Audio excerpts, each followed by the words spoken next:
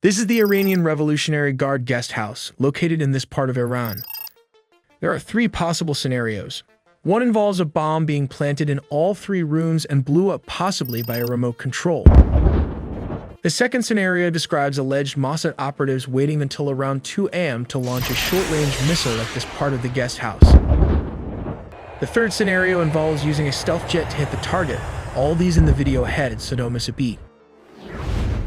But first, let's examine the surroundings. This is a 5-story guest house located in the northern part of Iran. The guest house is situated near the Sadabad complex and is surrounded by mountainous regions. It is also open on all sides. This building has around 5 to 6 floors with different rooms on each level. For now, we'll focus on a particular room on the western side of the building. Let's look at scenario 1. Ismail Haniyeh, a senior leader of Hamas, was assassinated by an explosive device covertly smuggled into the Tehran guest house where he was staying. This account is according to 7 Middle Eastern officials, including 2 Iranians and an American official. It's important to note that this is one of the most heavily guarded areas in Iran, under the protection of the Iranian Revolutionary Guard. For alleged Mossad operatives to infiltrate this protected area where the streets were thoroughly secured was one of the most daring and well-planned maneuvers they could undertake. From this top angle, we can see Haniyeh's car entering this part of the building. He stayed in this section of the guest house, probably in this specific portion, which has been reported to be his favorite area whenever he visits Iran. This is the tricky part. According to several reports, the bomb was planted 2 months ago, allegedly by operatives possibly either Iranian or Mossad. Let's consider C4 as the explosive used in this case. It typically consists of a remote controller and a main warhead, which is composed of explosives, a plastic binder, a plasticizer to make it malleable, and usually a marker or odorizing tagged chemical. Although small, C4 can destroy a room with a blast radius of around 4 to 20 feet. Here's how it might have worked. The agents, as suggested, placed the bomb in all 3 rooms 2 months ago. Then, when the time was right, it returned to the desired area near the mountain and activated the explosive from a safe distance by hitting the switch, taking out Haniyeh and his bodyguard, along with the destruction of this part of the room. Let's take a look at scenario 2. There were reports from some witnesses that an object was seen flying from the mountainous region and exploded late at night.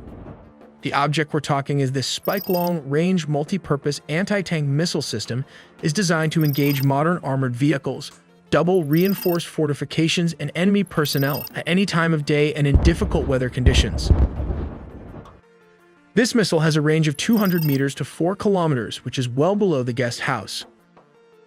Here are the various parts of the missile. The homing head of the missile, known as the Spike ER, is located in the nose section. Behind it, there is an electronics unit and a leading charge of the cumulative warhead, followed by the main engine. In the central part of the missile's hull, there is a gyroscope and an accumulator battery, the main charge of the warhead with a safety and arming mechanism, and a fuse.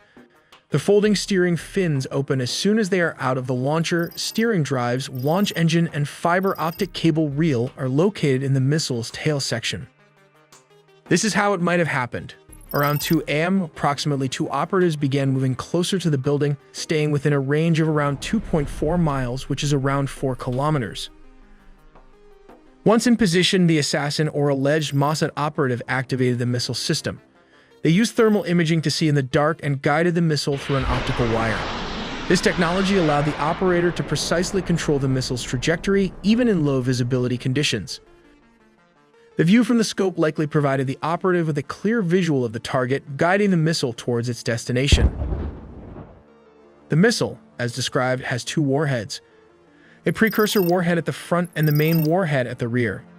The precursor warhead is designed to penetrate reinforced structures, such as double-layered concrete walls. Upon breaching the initial barrier, the main warhead then detonates inside the room, causing significant damage. The power and impact of the missile could have potentially destroyed 3 rooms in the guest house. It's important to note that the Iranian Revolutionary Guard reported that a short-range projectile weighing 7 kilograms was launched from outside the compound, consistent with the described attack. This information aligns with the possibility of an external assault using a missile system like the Spike. And the final third scenario involves using a stealth fighter jet like the F-35. However, Iran's air defense forces include the S-300, a Russian long-range surface-to-air missile defense system. Iran purchased the S-300s from Russia in late 2016 for $800 million. Given this, I doubt Israel would risk a $100 million aircraft for a single target, such as this guest house in Tehran, especially considering the potential for being targeted from every angle. Therefore, what I think is happening is that a short-range missile, like this one, might be used instead, but in the fog of war, any one of these could be a possibility. But this might create a domino effect. And this is how Iran will respond with a combination of unmanned drones launched from Iran and towards Israel. An hour later, the UAVs will be probably joined by multiple cruise missiles capable of reaching Israel in just over an hour. Finally, over hundreds of ballistic missiles, which take just between 10 and 15 minutes to arrive, will be launched from Iran. At the same time, drone attacks will be launched by the Houthis in Yemen and Iranian-backed militias in Iraq, while Hezbollah might fire missiles at Israeli positions in the occupied Golan Heights. Let's explain why they are launched at different time intervals, as these drones usually have a speed of around 114 miles per hour, which translates to approximately 185 kilometers per hour. In comparison, a cruise missile has a speed of around 500 miles per hour, which is about 800 kilometers per hour. A ballistic missile, on the other hand, has a speed of around 3,836 miles per hour, translating to approximately 6,174 kilometers per hour. That is exceptionally fast, and as a result, will catch up swiftly. So in summary, when the drones reach the designated target, the cruise missiles and the ballistic missile will eventually strike their targets at almost the same time. Now Israel allies will respond to this threat by launching fighter jets. While the UK fighter jets probably came from Cyprus along with the Voyager Airbus tanker taking on a few drones from the south, fighter jets from American aircraft carriers might take part in neutralizing these missiles, while the US destroyers tackled a couple of dozens of ballistic missiles.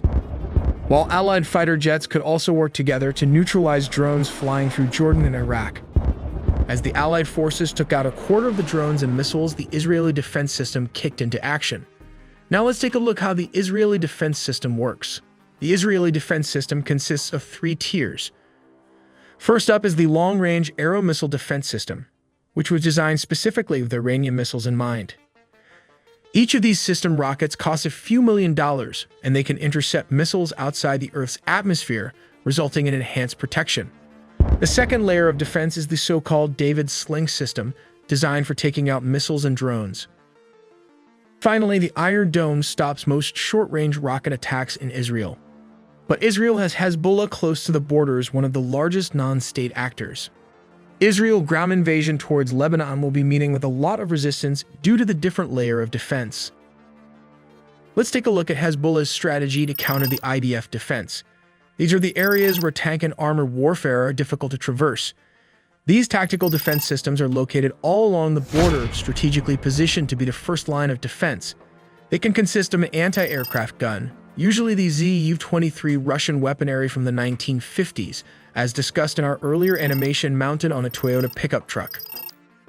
A tactical defense also needs a company of soldiers armed to the teeth, typically around 100 to 150 soldiers equipped with RPG. An assassination of a single individual responsible for the October 7 attack will again cause a ripple effect all over the Middle East. So let us know what you think, which tactics the alleged Mossad operative adopted to take out Hania. We make original 4K 3D animation with a small team of animators, so please support us by subscribing and dropping in a comment for more exclusive engineering animations made just for you guys.